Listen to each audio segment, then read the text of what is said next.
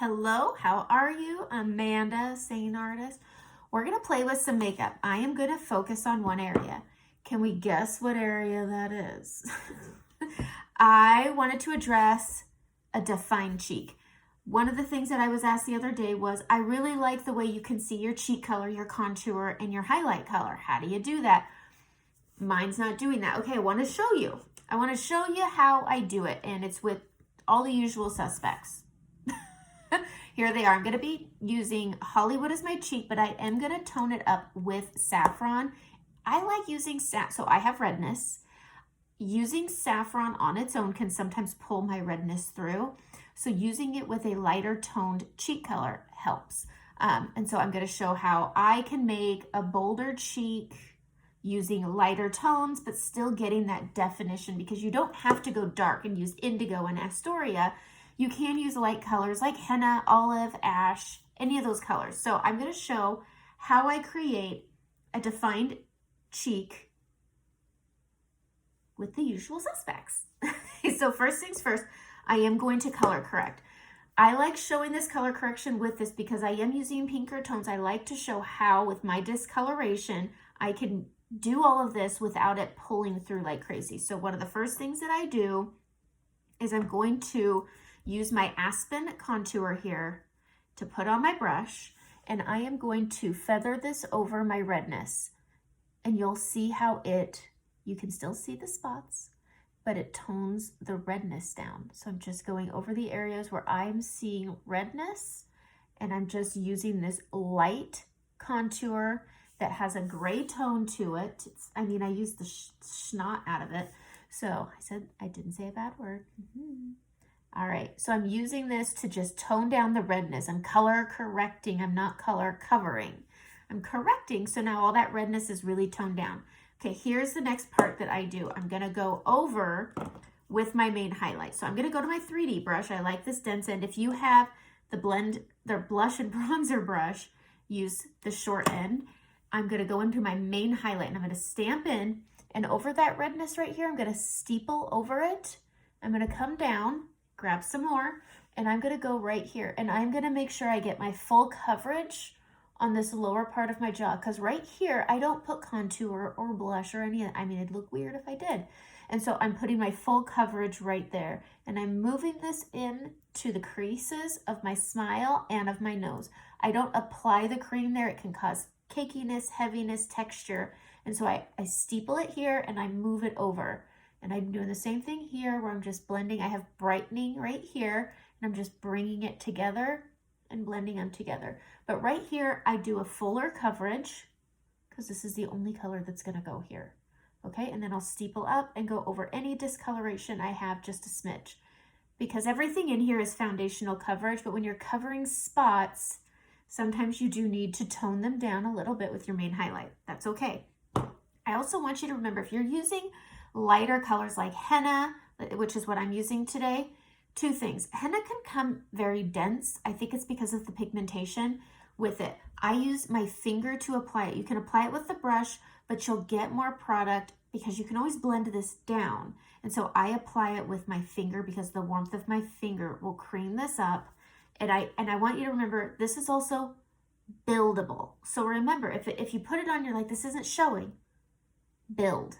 All right, so go in, I'm gonna go in, I'm just I push my finger and I rub it around. It's really just, my finger's not moving around, I'm just getting it in, and I'm putting it on my finger, and I am going to, instead of coming straight with one line, I like mine a little bit thick, but I'm just gonna put it right here. Now, if I applied this with the brush, it wouldn't have come on so pigmented, and whatever's left on my finger, I'm just gonna bring up. Now, this looks really scary, but remember, this isn't the end game. This is the mid game.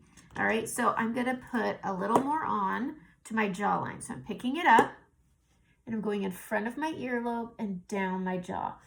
With this makeup, my goodness, use your finger if you're using a lighter tone. If you feel like you're not getting that bold definition, use your finger to apply the makeup. You'll pick up more product.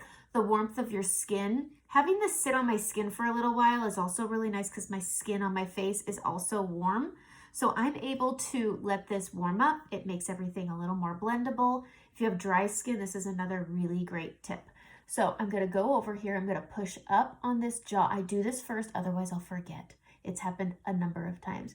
And I'm just pulling up and down, and I'm bringing this up because I want a fluid motion. I'm structuring the back of my jaw, but I'm also making this natural by blending this up and down my jaw. And then I'm going to pull down. All right, so let's go to the cheek. I'm going to be steepling this and pushing up. And I'm just blending this, blending this, blending this. Look at how nicely this just blends down. I'm pushing this up, and I'm under blending it. I want to see still where it is because I'm going to be adding more. And if you feel like you don't have enough, you can always stamp in and add more. And when you're doing it with the brush, it doesn't add too much. Don't reblend with your finger. You know, it's all trial and error. Learn the makeup. Understand this is new product, so learn the makeup. All right, I'm going to switch back over to my 3D brush on the short end, and I'm going to go into my bronzer. I like warmth with my cheek. It's how I roll, so that's how I'm going to show you. And so I'm going to go into my bronzer just a bit, and I'm going to come right up here to the high point of my cheek, just like that, and I'm going to blend. I'm going to blend this up. I want it to be, I'm not just keeping everything in one spot, I'm moving it where I need it, and it's so pretty. And I'm going to bring this down with the cheek a little bit, and this also helps blend down a little more of that contour. We're not done. I'm going to go into my cheek color now, which is Hollywood. So I'm going to stamp into Hollywood. Now Hollywood is a lighter toned pink. So if you have pink grapefruit, this is lighter than pink grapefruit, baby watermelon, definitely lighter than saffron and dahlia. So I'm using Hollywood, and I am going to focus in the middle, and I'm going to work up, and then I'm going to come down. And I'm just going to, it's the tips of the bristles. I'm blending this around, and I'm adding that pink, and I'm building this to where I want it right here. Okay, so one way to define things, and I say this with lips, with anything that you do, contrast. So for me to make my cheek stand out, there needs to be a contrast to it. I've got my contour, so now I'm going to brighten under my eyes. So I have a little bit of darkness on my inner corner, and I use Frenchie to color correct it. I put just the tiniest bit, and I focus this not on my entire under eye, just on the part that's dark. So I applied it and I blended it with this finger. I'm not confusing a shadow for darkness. So I just put it where it's needed, not around it, just where it's needed. Okay, I'm going to use the detail brush on the small end, and I'm going to go to my brightener, and I'm going to go right here in this inner corner here, and then out here on the outer corner. And then I'm just going to come along that orbital bone, and then I'm going to steeple this up, down, and over, and bring them together. And this will help create a boldness on your cheek also because of the contrast. So I'm just steepling this up, blending it out, just like that. 80% pigmentation. So I want you to remember that. That's why we don't need a lot of this product. We just need a lot of work with it. You got to move it. All right, that's it. And I bring this down onto my cheek because I want it to extend more towards the bottom, so it's not a spot of brightness. I want it to look like an area of brightness, just like that. Okay, so here's where I can look at it and I can say, what do I need to adjust? How do I get this definition? I already have some, but I like a lot. So I'm going to take the big end of my detail brush. I'm going to go in on the edge to my brightening. This is the part where you're going to look at me and think, girl, you're crazy. I might be. All right, so I have some brightening here. I am coming under, okay, not on my main highlight, not on my contour, right here on the edge. I'm going to snatch it up.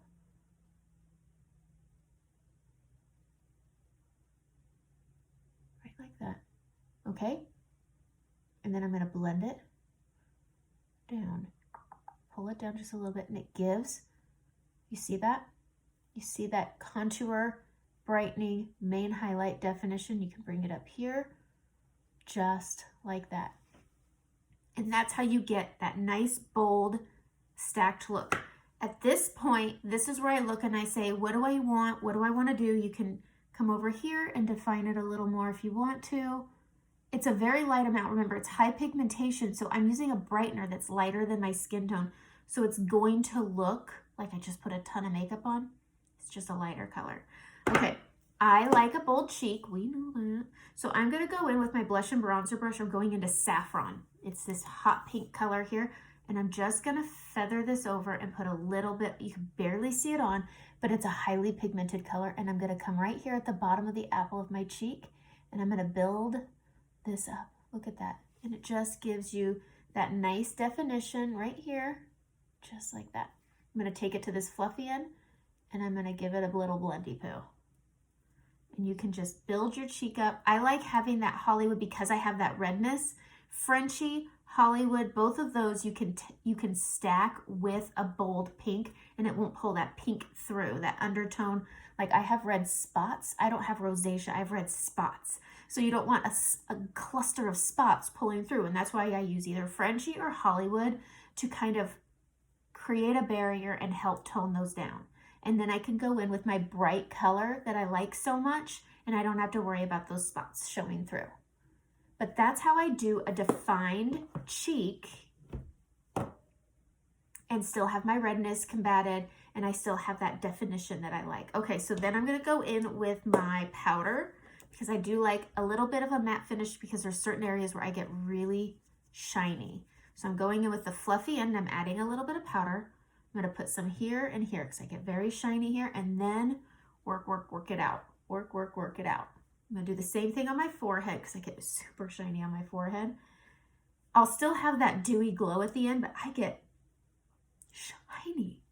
And then whatever's left, I'm bringing it down. And then always set with a spray because it's a cream makeup, so there is going to be movement. If you touch your face a lot, you wear a mask a lot, there's going to be movement, there's going to be rub off. So help it with setting it with a spray if you like a matte finish. Charlotte Tilbury and Urban Decay have great setting sprays with a matte finish.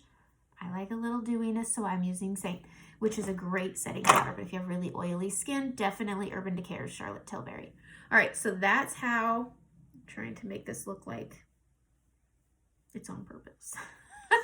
But that's how I get a nice defined cheek. That's it. Have a good day.